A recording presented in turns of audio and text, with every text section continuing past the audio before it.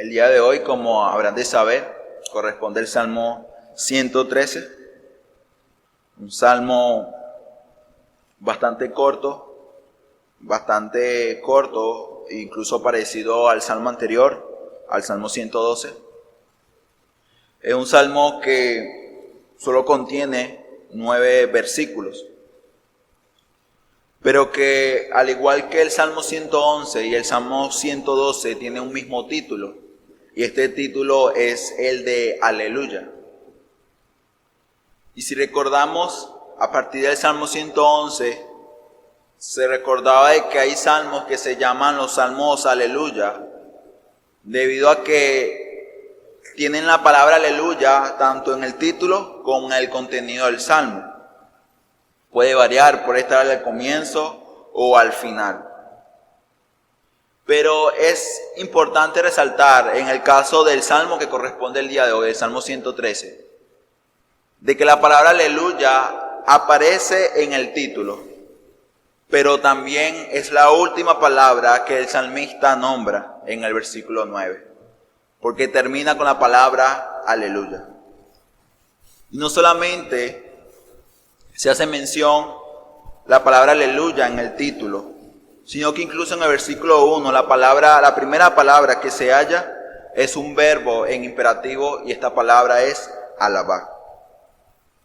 Esto hace referencia a una sola cosa, y es que el énfasis o lo que realmente busca el salmista es despertar en la audiencia un deseo de una completa y absoluta alabanza a Jehová. Incluso si recordamos la palabra aleluya hace referencia a una sola cosa, incluso está en imperativo: alaba a Jehová.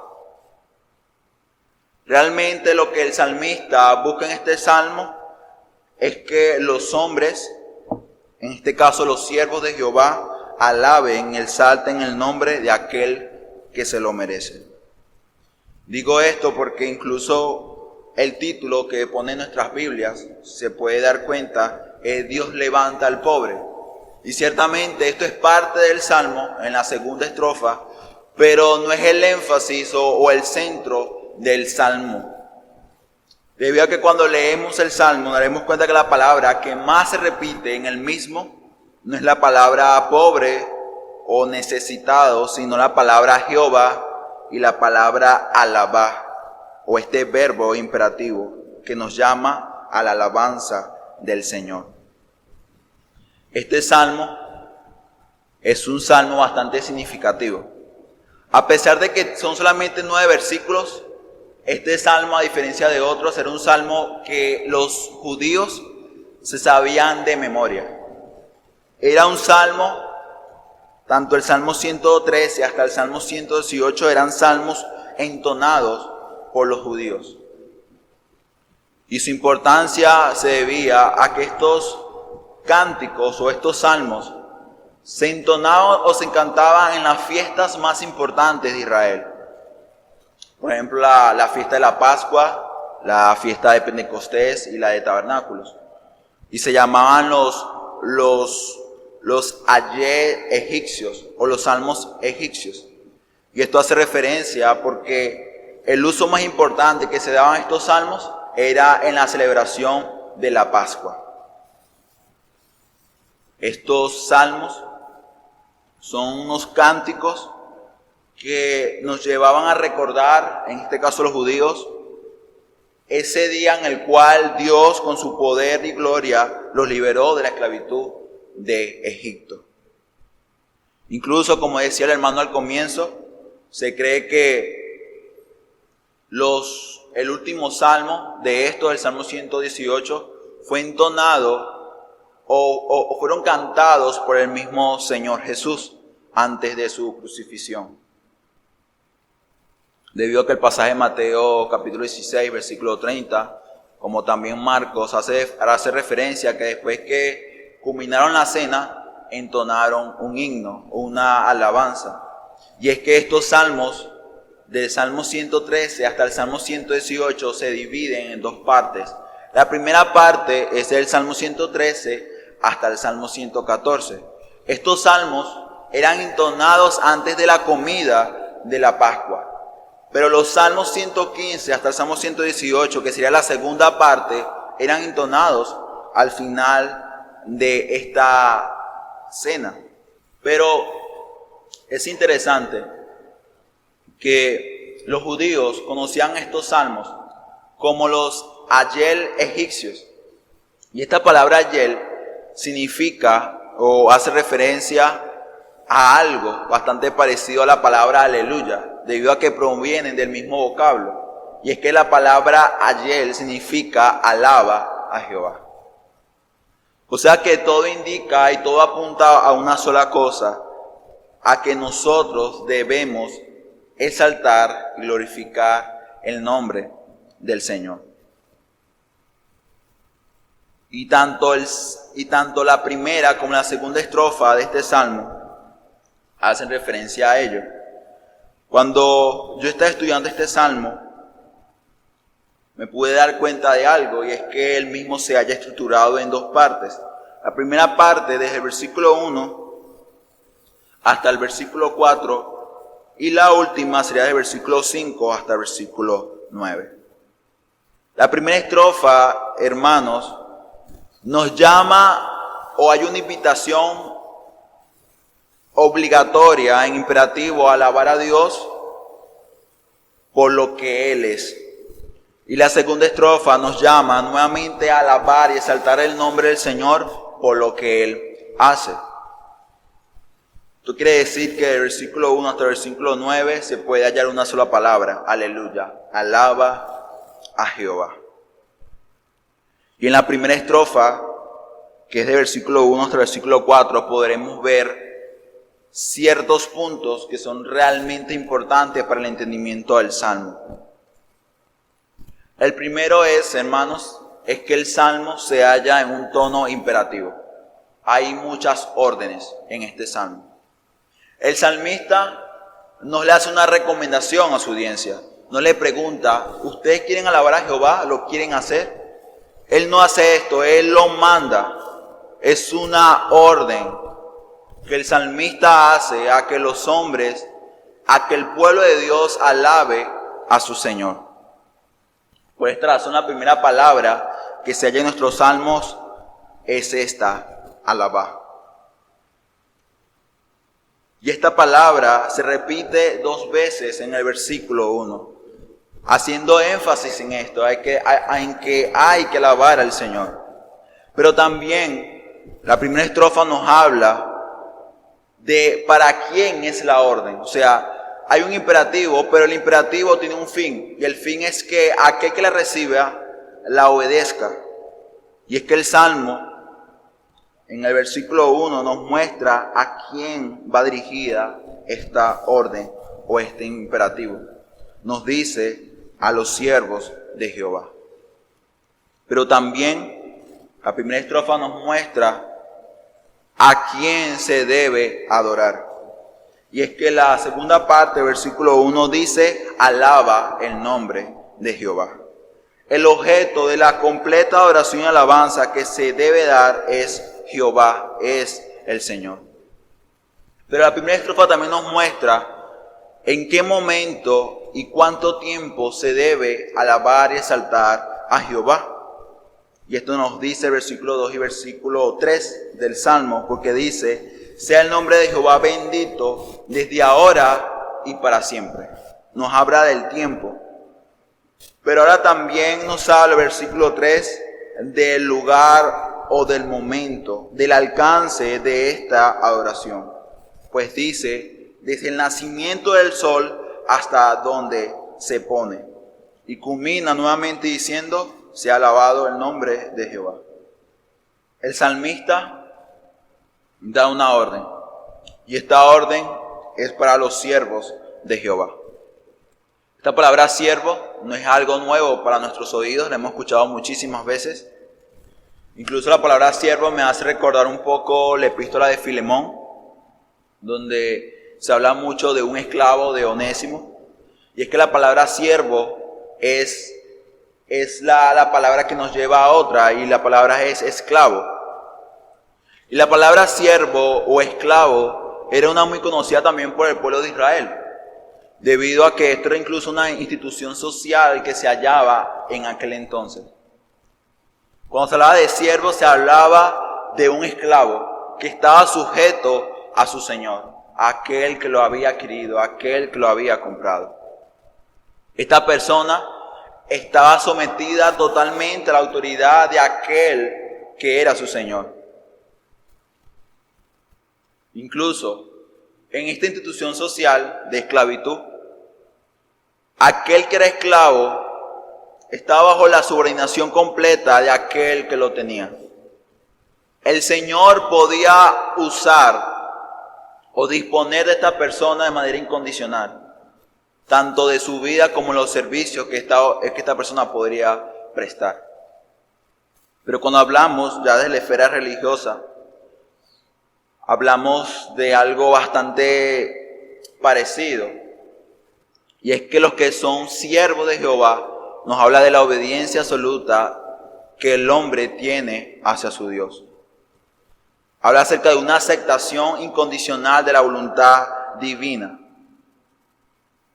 Y realmente esto, o este pensamiento, era el que se hallaba en la mente del salmista cuando dice siervos de Jehová. En pocas palabras, el salmista dice: ustedes, los esclavos de Jehová, deben exaltar y glorificar el nombre de su Señor. Yo no sé si la audiencia en ese momento se veía a sí misma como los esclavos de Jehová. Porque incluso en aquel entonces, y la palabra esclavo, la palabra siervo, era un oficio, un trabajo que nadie quería ser parte del mismo.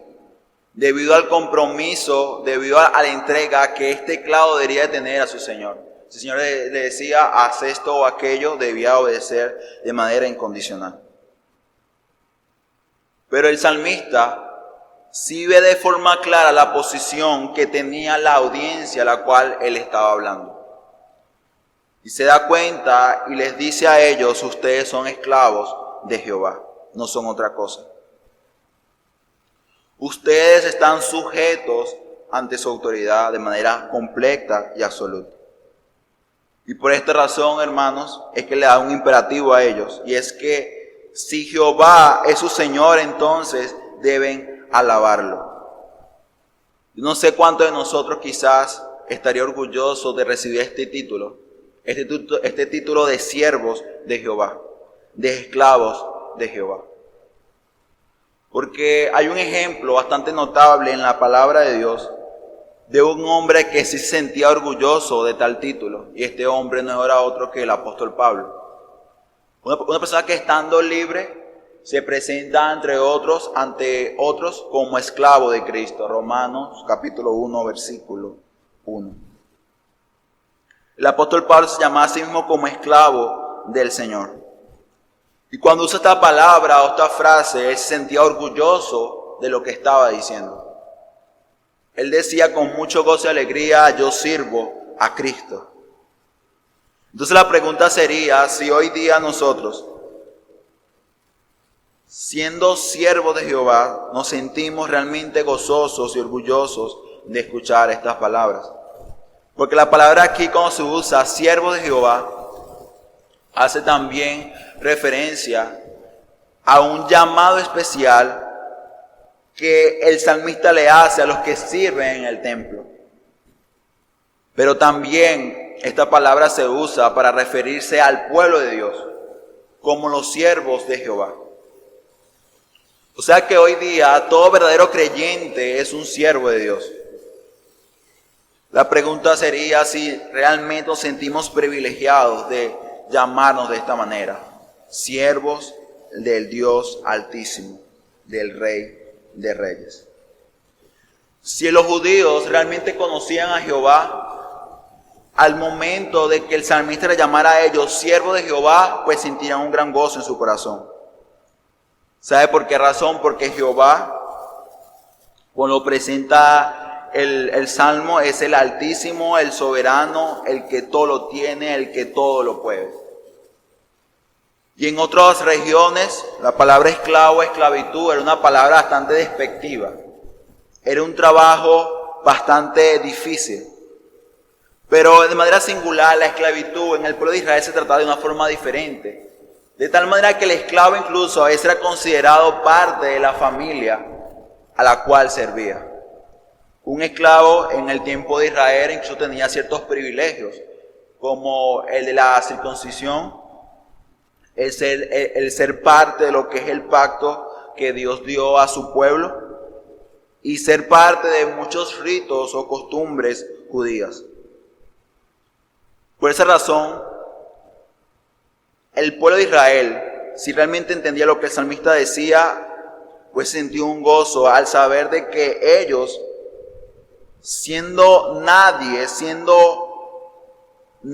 ante la majestad y el poder de Dios, estaban siendo unidos a su Señor con este llamado de esclavos de Él. Nosotros hoy día deberíamos reconocer y entender este título de ser esclavos de Jehová. Pues recuerden que un esclavo está sujeto de manera total a la autoridad de aquel que lo tiene. Y por esa razón el salmista le dice a ellos, deben alabar y exaltar el nombre del Señor porque Él se lo merece. Por esa razón Él dice, sea el nombre de Jehová bendito desde ahora y para siempre. Muchos de nosotros pensamos que el nombre del Señor debe ser exaltado en un lugar específico y un tiempo o un tiempo en específico. Quizás podemos pensar de que el nombre de Dios debe ser exaltado solamente en la iglesia, desde las 5 hasta las 6:30, o un día domingo desde las 8 hasta las 11:30. Pero el salmista nos muestra en este salmo de que el poder, que la gloria y la majestad de Dios es tan grande que el nombre del Señor debe ser exaltado ahora, en este momento, pero también para siempre. El salmista no te está determinando un tiempo en el cual tú debes exaltar y glorificar el nombre del Señor, sino que te dice que debe ser para siempre. En pocas palabras, el salmista le dice a su audiencia, tu vida, oh siervo de Jehová, debe ser una vida de completa alabanza y honra al Señor. Tu vida debe glorificar a Jehová.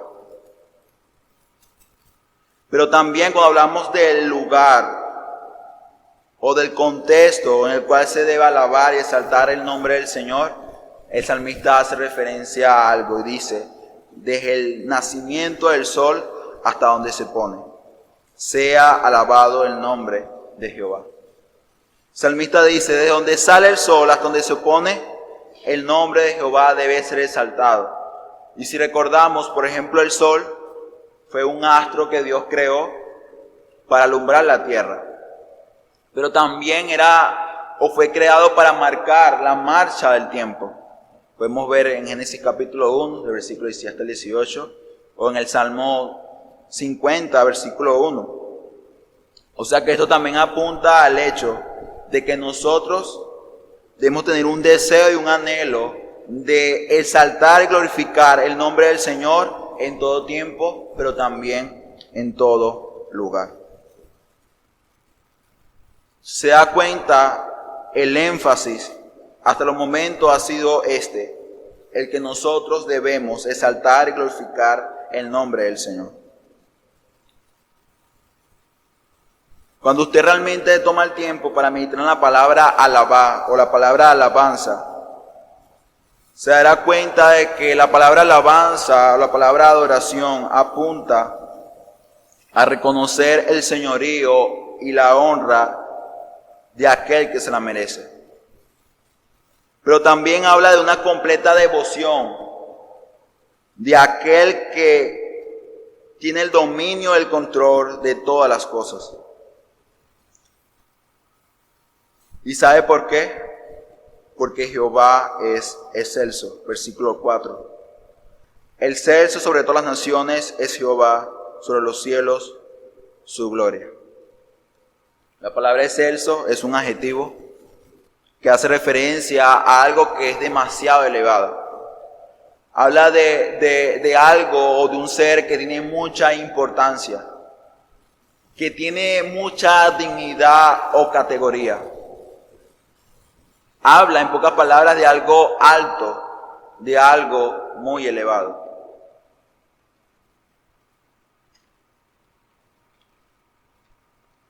Y por esta razón, el salmista termina el versículo 4 diciendo esto: sobre los cielos está su gloria.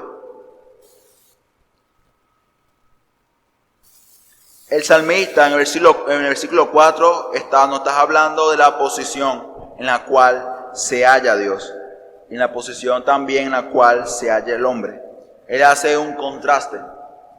Y cuando usted lee el versículo 4, comienza a entender por qué razón el salmista llama a su audiencia siervos de Jehová, esclavos de Jehová. Y es que la pregunta, y sería una pregunta obvia, ¿quién es mayor, el Señor o el esclavo? Naturalmente, el mayor de estos dos es el Señor, pues tiene la autoridad sobre él y tiene el control y la soberanía. El Señor tiene el imperio. Y cuando hablamos de Jehová, cuando hablamos de Dios, hablamos de que Él está por encima de todo, de que Él es el elevado, el alto. De tal manera que el salmista dice que la posición de Dios, o sea, la gloria de Dios, es tan grande, tan alta, mucho más que los cielos. Y quizá la palabra cielos, hoy día nosotros podemos pensar en la atmósfera, en lo más cerca que podemos tener. Hablamos del cielo azul que vemos o de las nubes que podemos observar. Pero ¿sabe algo? Cuando en la Biblia se hace referencia a la palabra cielo, y mucho más en el Antiguo Testamento, no hace referencia a la atmósfera en sí misma, o a otra parte de lo que conocemos hoy día como los cielos, o el cielo. Simplemente hace referencia a todo aquello que hay después de la atmósfera. Incluso hace referencia a las galaxias, hace referencia al infinito universo. Debido a que yo no tenía un conocimiento astrológico para describir o determinar cuántos cielos había. Simplemente el salmista dice, sobre los cielos está su gloria. Hoy día, por los conocimientos de astrología, podemos conocer que hay muchas galaxias, podemos conocer que el cielo se haya dividido en muchas partes, pero a la vez podemos conocer de que los mismos son infinitos. Y este pensamiento de infinidad, de algo que no tiene fin, es el mismo que el salmista tenía en su mente cuando dice que la gloria de Jehová o de Dios está sobre los cielos. Si para nosotros los cielos son infinitos, entonces imagínense la gloria de Dios. Es mucho más que infinita. Y si recordamos la palabra gloria hace referencia a una expresión de excelencia del carácter, hace referencia a la perfección de los atributos de Dios. En pocas palabras, la gloria de Dios es Dios mismo, es lo que Él es. Y por esta razón es que el salmista le dice a su audiencia, deben exaltar y glorificar el nombre del Señor. ¿Sabe por qué razón hoy día el mundo actual, incluso a veces muchos de nosotros no alabamos al Señor con nuestras vidas o con lo que hacemos? Es por el simple hecho de que no reconocemos a Jehová como Señor. Es porque no vemos a Jehová como la palabra de Dios habla de Jehová. Quizás veamos a Dios como un buen amigo, como aquel que nunca me deja, el que me acompaña, el que me guía, el que me ayuda. Pero muy pocos hombres ven a Dios como lo que realmente es. Y es que Jehová Dios es el Señor. Y que como Señor nosotros somos esclavos de Él y que debemos someternos de manera completa y absoluta a su voluntad que está expresada aquí en su palabra. Pregúntese por qué razón el hombre que vive una vida de pecado y maldad, sabiendo que existe un Dios, porque aún así sigue viviendo su vida de pecado, de rebeldía. Es porque no ven a Dios como su Señor. Por esa razón. Por esa razón el salmista quiere que la audiencia recuerde quién es Dios y quiénes son ellos. Porque si el hombre recordase, si nosotros recordamos de manera continua quiénes somos nosotros y quién es Dios, entonces viviremos, caminaremos ante esta gran realidad. Y la realidad, hermanos y amigos, es que nosotros no somos nada delante de Dios. Y por esa razón, la segunda estrofa de seguro hace, o de aquellos que lo entonaban, causaban en el corazón de los que cantaban esto un gran gozo. ¿Sabe por qué? Porque si nosotros leemos el Salmo de versículo 1 hasta versículo 4 y quizás obviamos la segunda estrofa, podemos leer este Salmo con total calma, sin pensar de que algo le hace falta al Salmo. Porque recuerden, el énfasis es uno, es que el nombre de Jehová debe ser exaltado. Y el salmista, si nos decía, alaba a Jehová por lo que Él es, pues ya sería suficiente. Pero aún así, el salmista también quiere recordar algo. Nos quiere recordar algo. Y es que debemos alabar al Señor, a Jehová, también por lo que Él hace, por lo que Él ha hecho. Por esta razón, el versículo 5 comienza diciendo de esta manera, con una pregunta: ¿quién como Jehová nuestro Dios, que se sienta en las alturas, que se humilla a mirar en el cielo y en la tierra? ¿Quién como Jehová? Esta pregunta es una pregunta que se responde en sí misma. Y es que la respuesta a esta pregunta es que no hay otro como Jehová. La segunda estrofa a mí me llevó a ponerle como título a este sermón: un Dios que se humilla. Y parece increíble decir esto, ¿no? Un Dios que se humilla. Porque un Dios es alguien poderoso, alguien que es altísimo, alguien que es sublime, alguien que es excelso. Pero el Dios de la Biblia, nuestro Dios, Él sí se humilla. Y la palabra humillación hace referencia a una actitud en la cual una persona se puede colocar. Una actitud de no exigir los merecimientos que les corresponden. Es una persona que renuncia a ellos por amor a otras personas.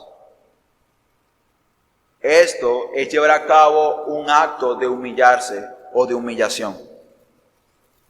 En este sentido exactamente, Dios, siendo grande y poderoso, siendo excelso sobre todas las cosas, estando sentado en las alturas, ¿sabe qué hace?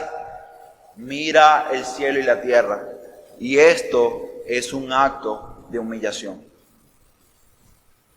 Cuando el salmista dice aquí que él, estando sentado en las alturas, se humilla a mirar los cielos y la tierra, no hace referencia de manera literal de que Dios tiene que inclinarse a mirar la cielo y la tierra debido a que Dios está en todo lugar, sino hace un contraste y nos dice que siendo Dios el Todopoderoso, el Sublime, el que todo lo tiene, hace un acto de humillación al mirar el cielo y la tierra.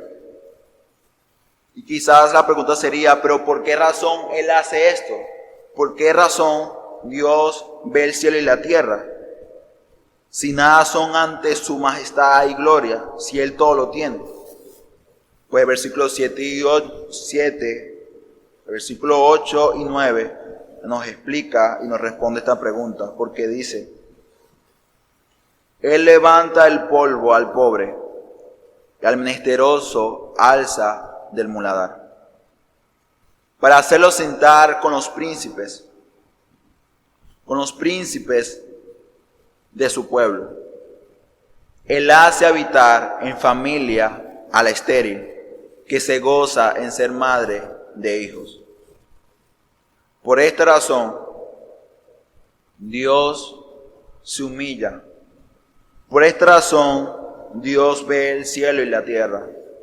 Porque en el cielo y la tierra se halla un ser que fue creado a su imagen y semejanza. Se halla el hombre. Y aunque la condición del hombre, como lo dice el versículo 7, es como la de un pobre, como la de un hombre que se halla en el polvo, como la de un menesteroso, diciendo la palabra menesteroso, que hace referencia a que es alguien que carece de lo necesario para vivir, y que usa la palabra muladar, que la palabra muladar no es otra cosa que el sitio donde se echa la basura, donde se echa el estiércol. O que usa la palabra estéril, cuando la palabra estéril significa algo que no da fruto, que no puede producir nada. Y cuando usa la palabra polvo, que es símbolo de pobreza. Todas estas palabras hacen referencia a la condición en la cual el hombre se halla. Y que siendo el hombre como el polvo, no siendo nada, Dios aún así se humilla.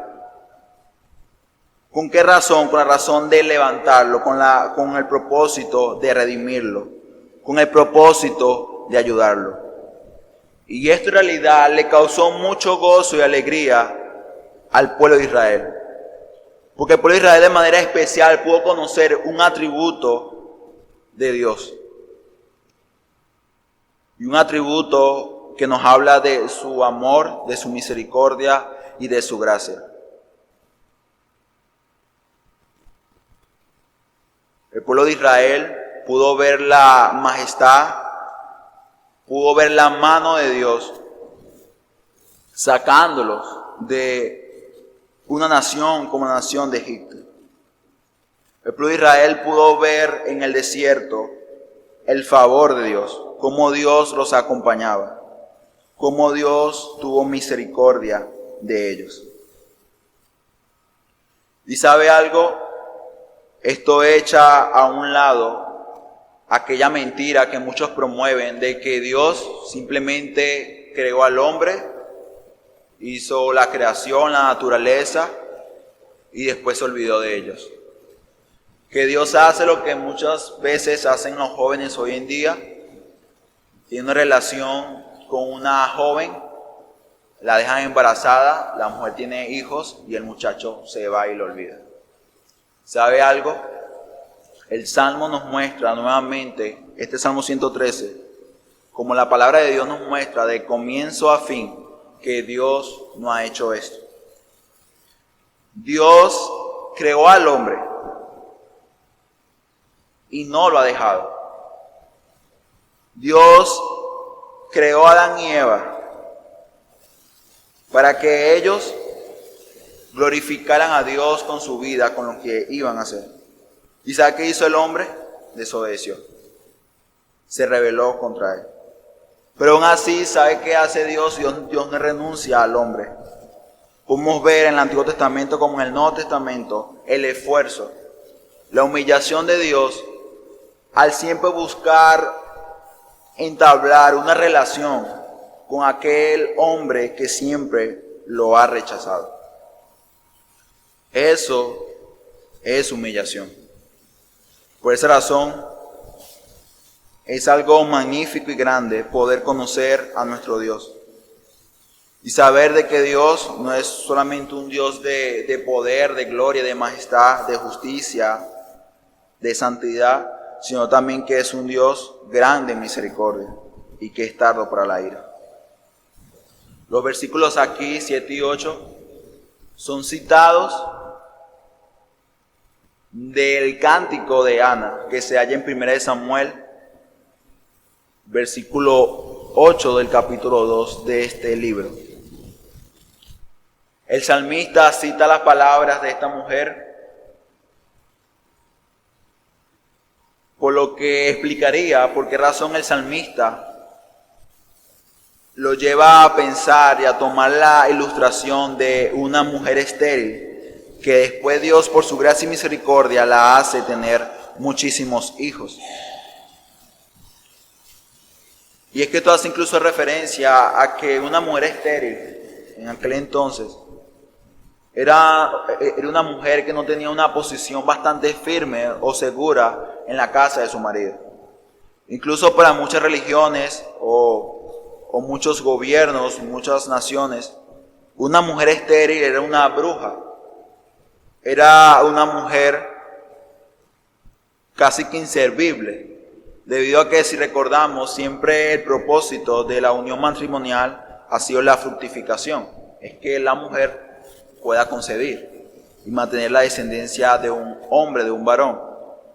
Razón por la cual una mujer estéril en aquel entonces, pues, era una mujer, digamos de esta manera, algo despreciada por los hombres, por la sociedad misma, debido a que no podía dar hijos al hombre y así mantener su descendencia.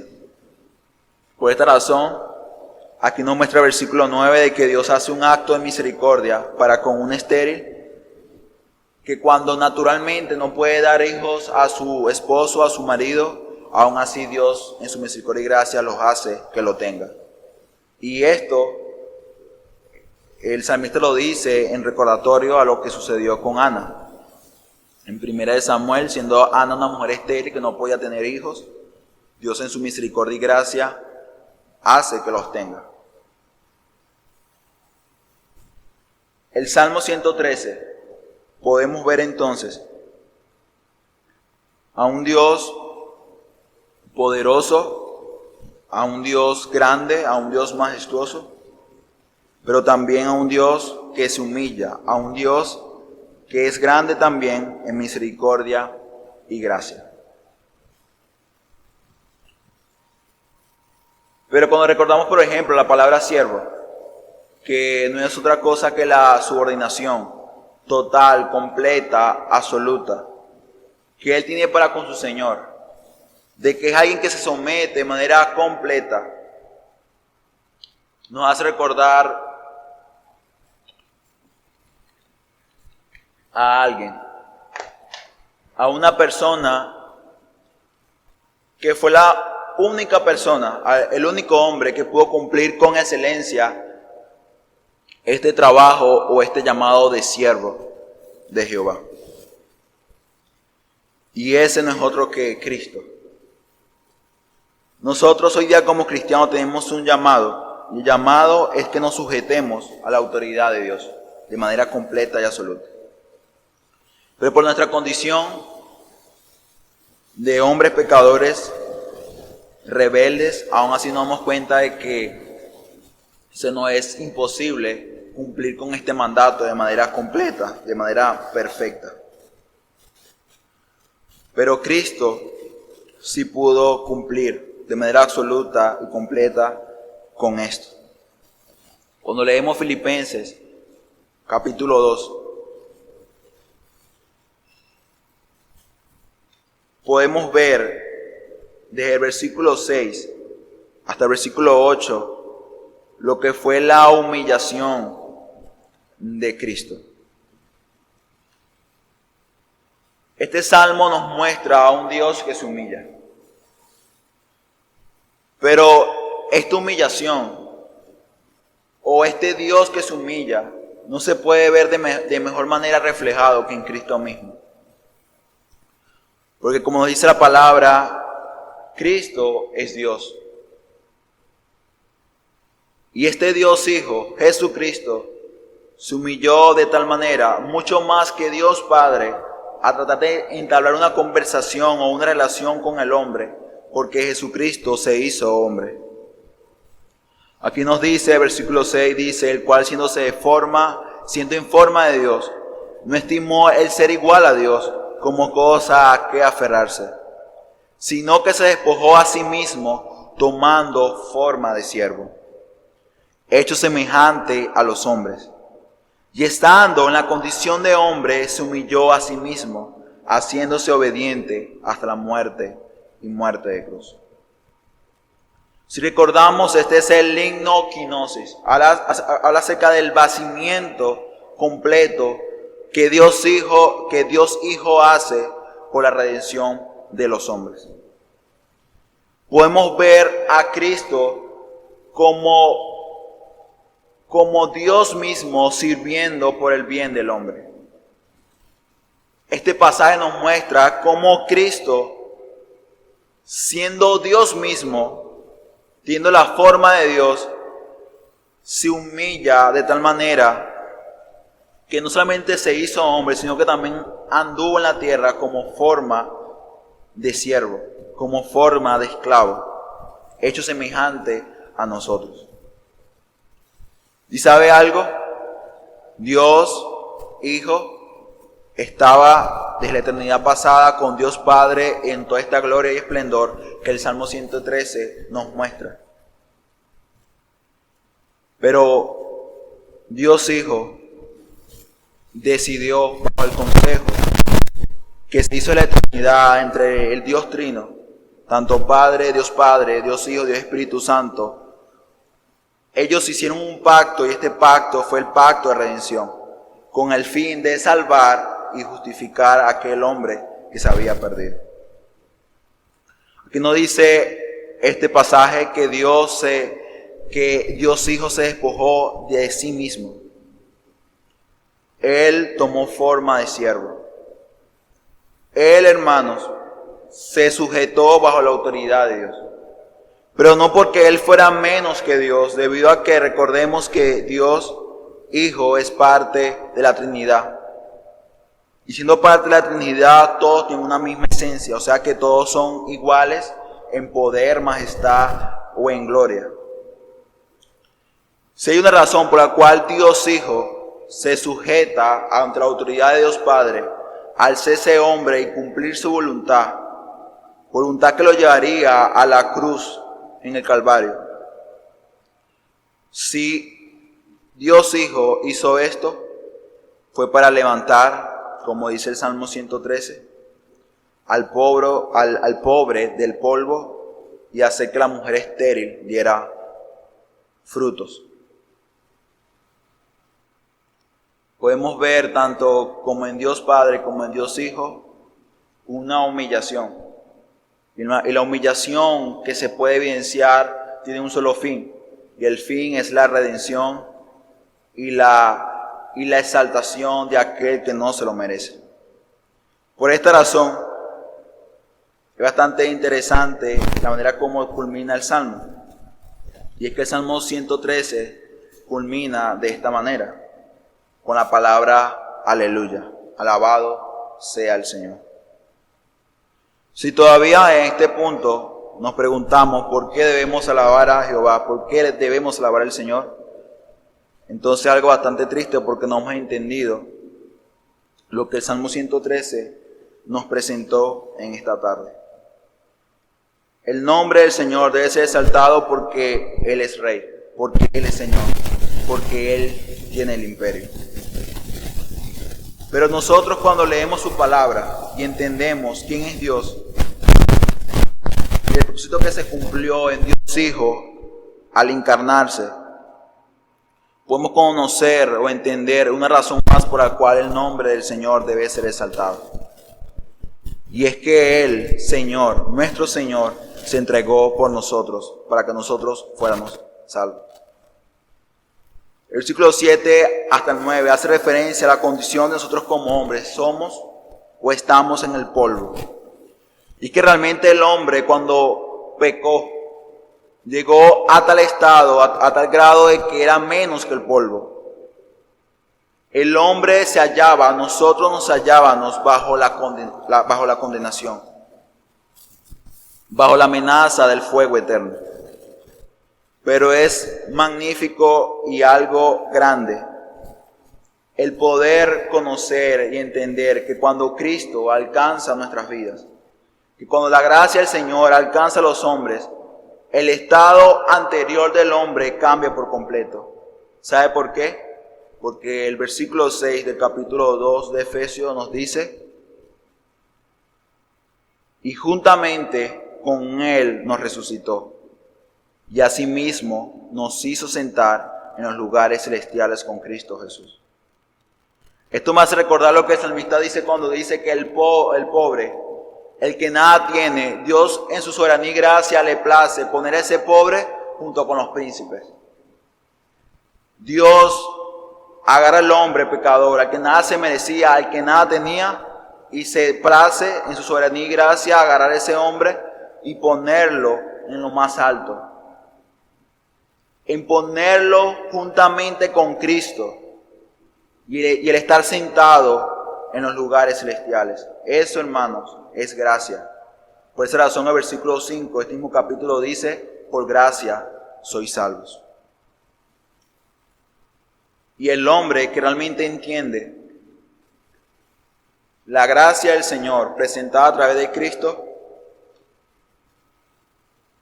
cuando uno realmente entiende lo que fue el plan de redención o este pacto de redención, de forma automática o de forma completa, el hombre entendería entonces de que debe alabar al Señor y glorificar su nombre con todo, con toda su vida, con lo que tiene, con lo que Dios le ha dado. Porque el hombre que realmente entiende la gracia que Cristo derramó y mostró por nosotros, lo llevaría a mostrar acciones de gracias, a mostrar una completa gratitud. Y que la palabra adoración, la palabra alabanza, no sea más que un concepto o una definición bastante clara para nuestras mentes, sea una realidad, sea algo llevado a la práctica, llevado a nuestras vidas. Cuando nosotros nos osamos llamar siervos del Señor, que somos siervos de Cristo, antes de usar esta palabra, creo que deberíamos meditar si realmente vivimos como siervos, si realmente vivimos como esclavos del Señor, si realmente estamos sujetos de forma completa y absoluta ante la voluntad que se haya expresa en su palabra.